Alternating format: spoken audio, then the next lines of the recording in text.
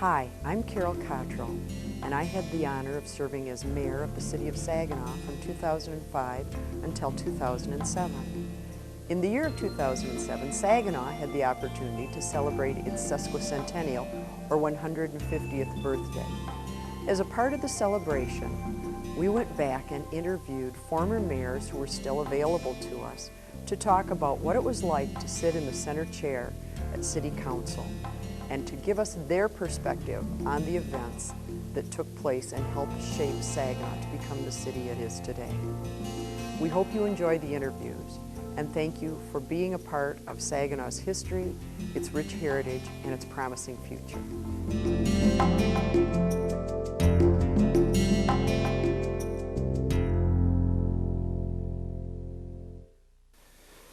That particular night was a very unusual night. What had happened the weekend before, council people were getting together to decide who they was going to vote for mayor. And we had a primary candidate and a secondary candidate. And if the primary candidate could not get the votes, then everything would switch to the secondary. The primary candidate could not get the votes, and I was the secondary candidate, and I got the votes.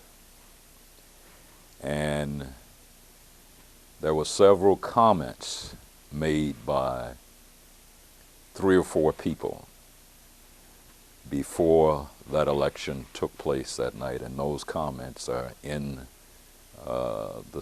the general minutes of that night. And I'm thinking it was November 14th of 1978. They would be in the minutes. There was 2 or 3 people made some comments in regard to myself. And then the vote was taken, and I became mayor. And I promised to do certain things that particular night, and they kind of held my foot to the fire. And I said, well, hey, I promised these things, and I'm going to try to deliver. And I think the 2 years that I spent as the mayor was very exciting. As I said earlier, one of the first things that we had to do in that council chamber was to get the city administration away from the council table. And what you see in the council chambers today, where the administrators sit at the table over in the corner and the clerk is up on the podium at the end, that all came about that first or second meeting that we had of the council. And it's been that way ever since. And it was during the time that Saginaw had been designated as an all-American city and as a model city, and from that there had been a citizen participation structure in place, the model cities. But the model cities only involve certain section of town. And then new federalism legislation came into being, and this was a little bit prior to my becoming mayor.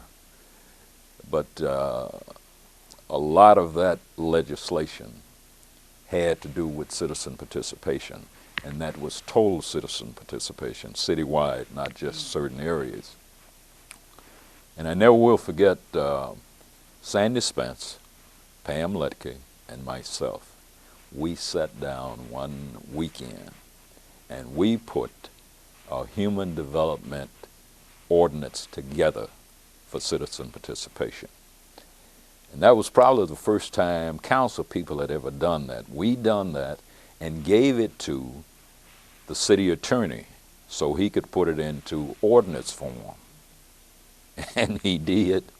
And that particular piece of legislation calls for an election of people from the school districts that was already set up all over the city.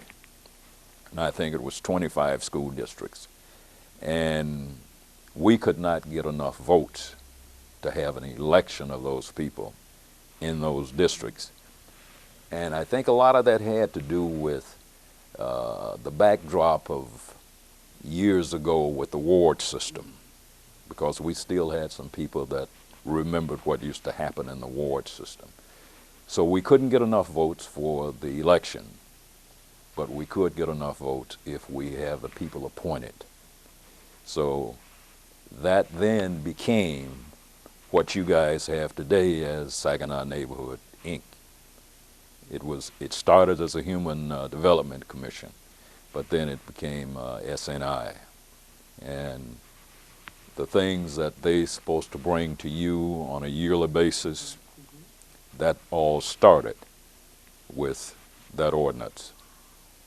And shortly thereafter, there was a lot of monies coming down the pike, federal monies for inner cities. The one I can remember the most was a UDAG grant. And that UDAG grant, we made application, got the money to start the downtown hotel, the Radisson Inn. That was part of the UDAG. And from the Radisson Inn, things began to move in that downtown area. And sadly to say, the Bancroft, the building across on the corner, what was the name of it? They became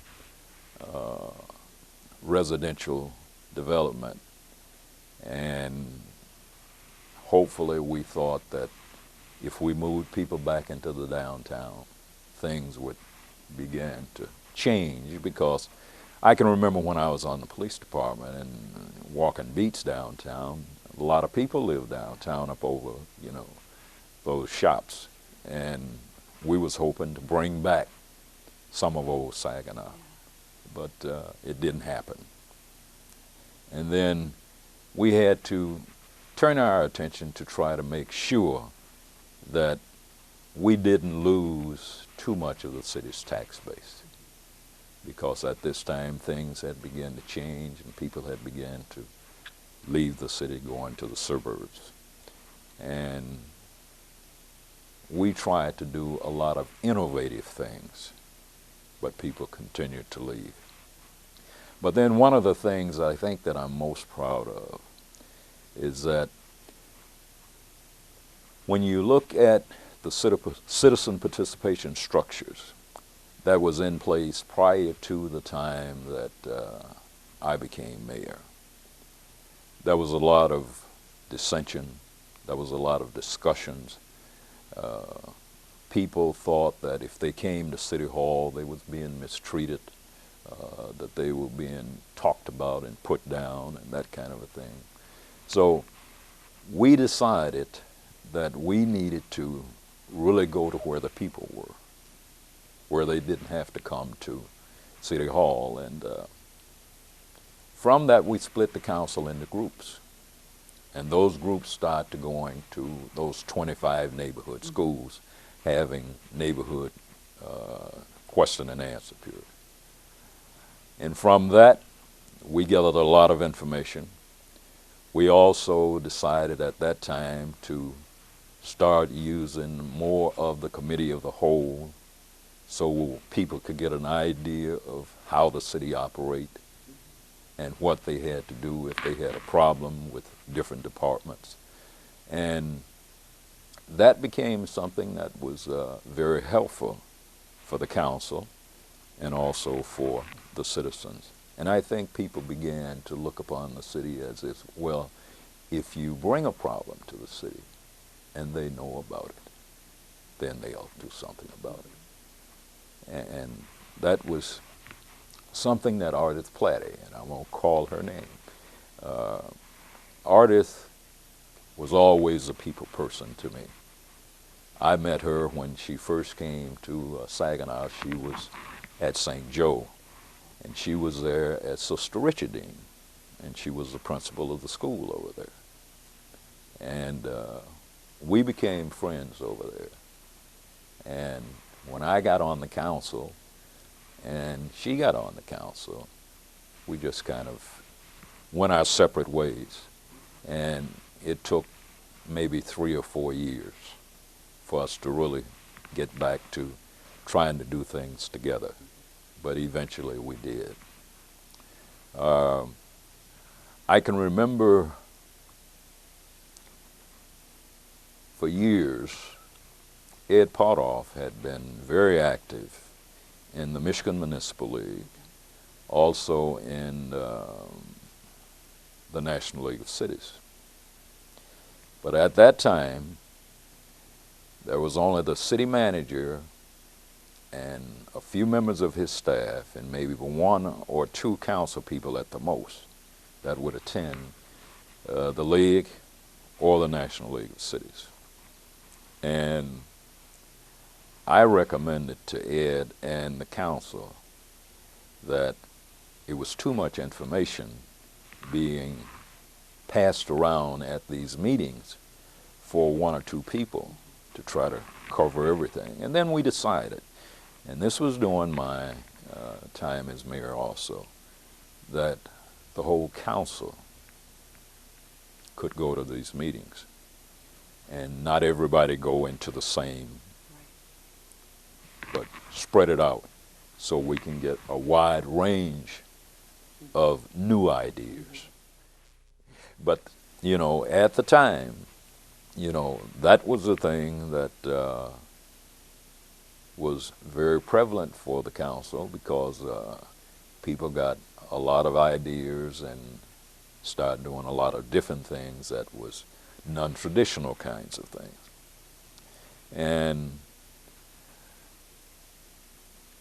come to think of it, the sodium vapor lights that the city started to use in 78, 79, and thereon came from a meeting that I attended with Ed Potoff in Washington, D.C.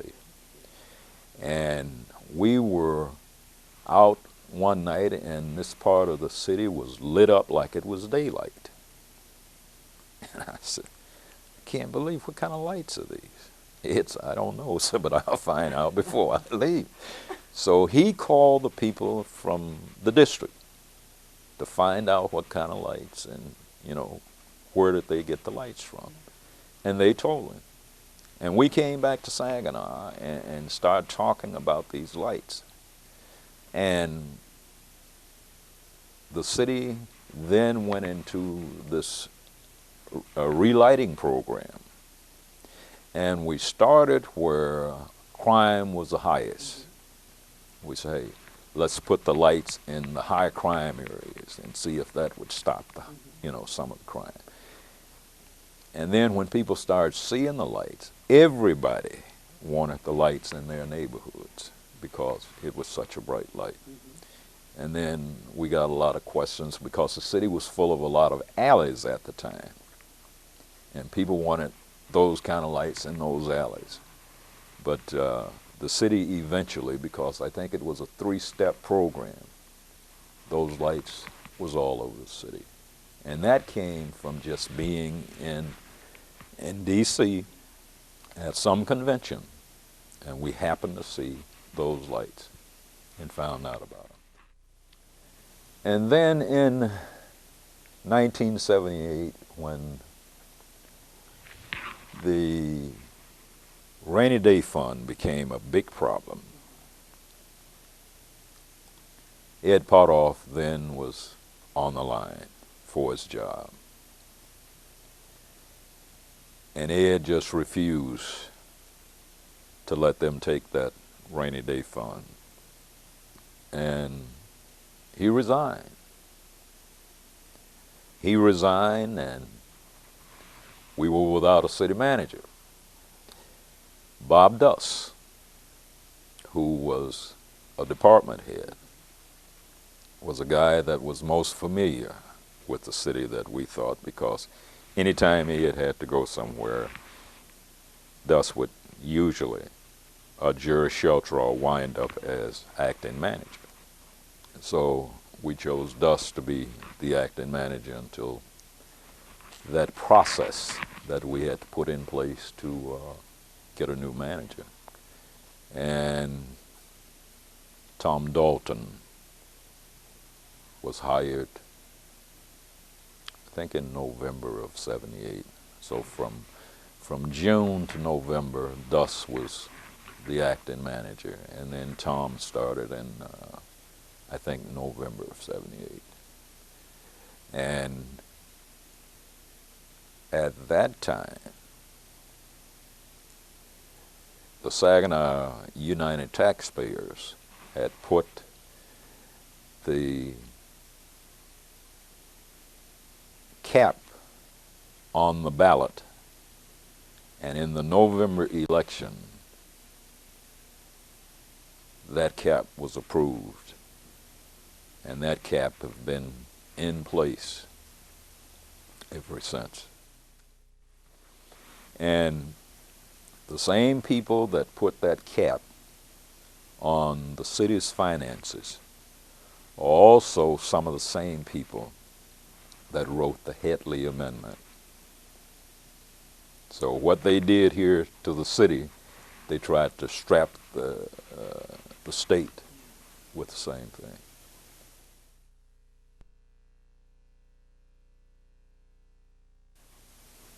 I think, as I said earlier, the biggest thing was trying to get the citizens to see that we were doing things for the betterment of the city. We were not out trying to put people down or belittle people.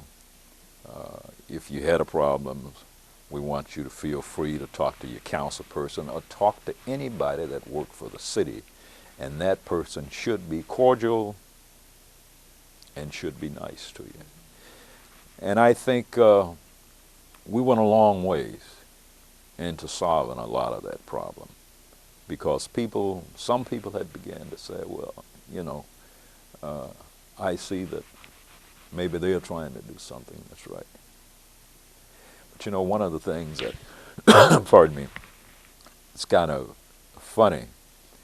We were in the process of tearing down vacant structures so fast that we had to stop doing that, because you go through and all you see is places that was torn down and nothing ever replaced. And this one guy that lived on Holland, and his house looked like it might have not been a house that was lived in. But anyway, the city had an order to tear down a house. This guy go to work that morning, and they came out and tore down the wrong house. He come home from work, and his house is gone. And it should have been the house next to him. And the city had to quick, rectify that. But yeah, that. And we got to the point where the council told the administration, unless a home is structurally unsound, we shouldn't be tearing it down.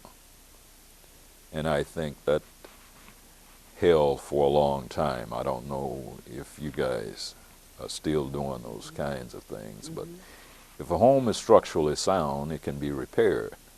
But then if it's not, then it should come down.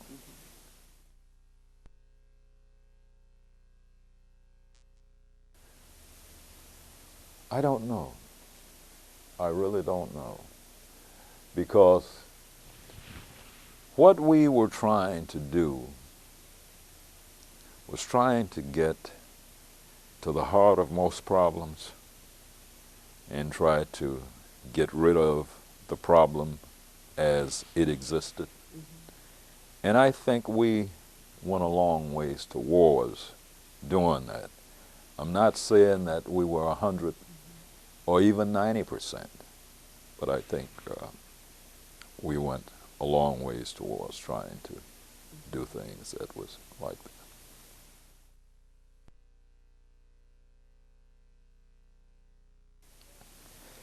Well, the hardest thing that I had to face as a mayor was once that cap was put on the city finances. I had been the person that particular night that cap, well, they were in the audience, and it was budget time, and we was approving the budget, and I had talked to the manager, and he said that we could get along the next year with 2 meals less. And I had talked to council folks, and I forget now who made that motion to reduce it down those particular 2 meals. And the opposition sat in there and they heard that. And the next day, their petition come out with those locked in, less those 2 meals. And that's how they got to that particular point. So in that I was kind of saying if I had never done that, at least we would have had those 2 meals. But then after that, there was a little state law that very few people knew about. And some people brought it to me. And that was that garbage tax. And they jumped all over me because of that. But, and I think that happened after I got out of the Senate chair.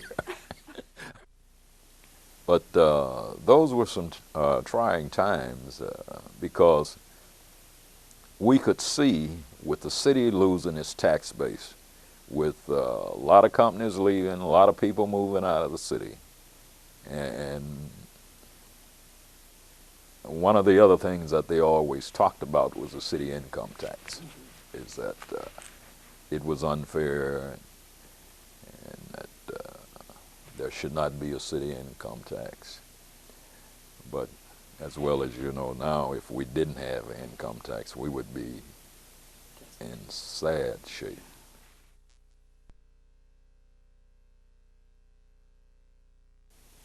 I guess the night I was elected mayor, that election, I had never thought about it until the week before. And I had been on the council, let's see, about 4 years. I learned my way around, and I just felt that I wanted to be a good council person. And I said, well, if push comes to shove, I can do this job. And I think I did a pretty good job.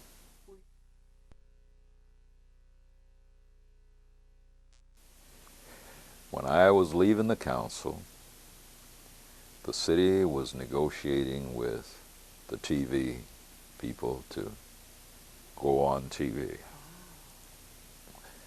And I tried to tell the person that was negotiating with the TV people that we were already staying at the council until 11 and 12 o'clock at night. And when people decide that they was going to be on TV, they would be dressing and primming for the TV. And that happened because when they first started the council meetings on TV, people used to come down and read poems, read the Bible. And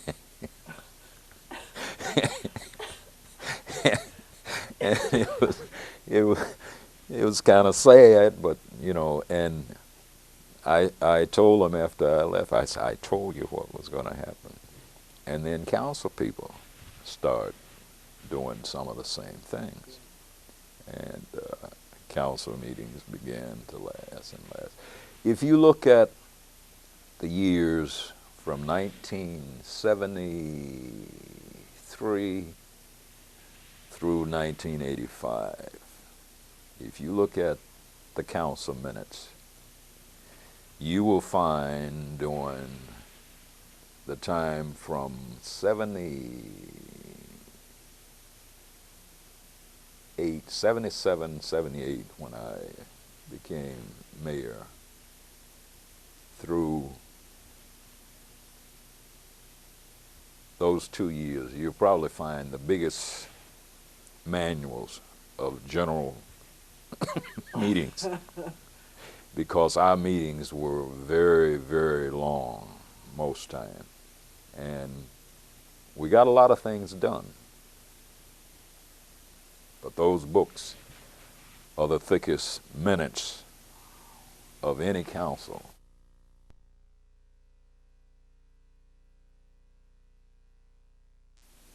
There was a very vigorous campaign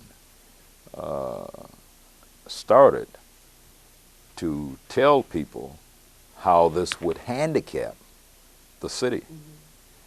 But, you know, when you're talking about reducing taxes, hey, that's a hard sell, you know, and people think that they're paying too much already. And as I can recall, that thing passed with a pretty good margin. And it just so happened that we found some ways to, you know, get around some of the ramifications. But then if we had not found that, we would have been in worse shape than we are now. And that thing is still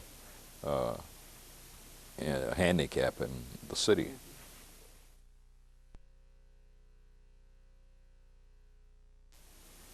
It came from the administration. And as I can recall, there was an outfit out of Ann Arbor that came in and had done a study. But the particulars at this particular time kind of escape me. But I do know that Second National was against it. And the votes were there, and it was something that we thought would spur the comeback for the downtown, and it didn't.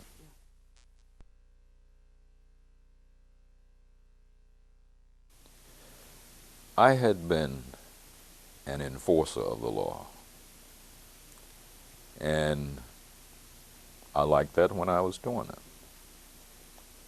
So I decided, well, if I can enforce the law, I probably could make it also. So that's one of the things that was in the back of my mind when I ran for council. I had talked to some people about it, and they say, if you're going to run, say, we'll help you. And they did. And come to think of it, the election that I ran in, I was the top vote getter. There must have been 10 people that ran for council at that time. And I had the most votes of anybody that ran. I had been appointed to take Walt Kackmeister's place. Kackmeister had resigned, and this was 73. Before, I think it was the summer of 73. And a lot of people on the council then I knew anyway. And I had talked to them. I had talked to Potoff. Well, Potoff, we talked a lot anyway because he didn't want me to leave the city when I did. And I put together a team of people to work, and then the slate that I was a part of also had people working. And this same group took on slate politics. And slate politics kind of disappeared after that. And then all of a sudden it came back, but they had the slates.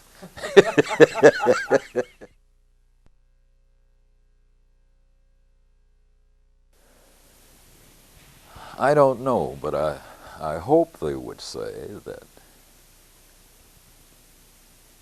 it seemed as though there was a man that was the mayor for a while that tried to get people, citizens in this community, involved, actively involved in their city, to see if there was anything that citizens could do to improve the quality of life of its occupancy.